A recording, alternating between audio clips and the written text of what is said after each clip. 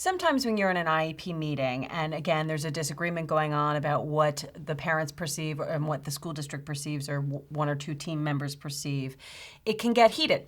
And sometimes very heated, and I usually think that that's a recipe for disaster. You're going to not end up with a positive outcome if everyone's really getting angry with one another, and unfortunately that does happen. So good response in a moment like that is, especially if there's an item of the past, a long-standing disagreement that has come up year after year at the annual review, or maybe every meeting you've had with the team that year or for several years, and then it's getting into what he said, she said about a meeting that happened a year ago or 2 years ago. Well, that's why we wanted to do that evaluation, because we've been concerned about this for a very long time. And that's why 6 years ago I mentioned that, that's not terribly helpful to get into at an IEP meeting what has happened in the past. History. Yeah, it just isn't useful. There are times where you have to, but I find it's generally unproductive.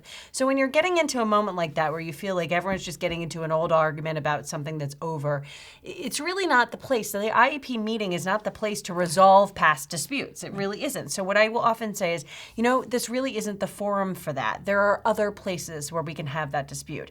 That usually stops the argument. Now, when it comes from a lawyer, it has a different tone, obviously, because there's an implication there that perhaps we will be in another forum like litigation. So it depends where it's coming from. But I think it really is a useful way to say, you know what?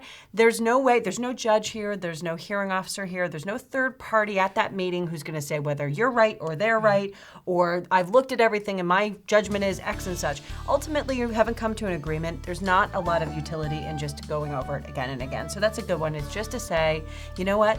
This isn't the forum for that.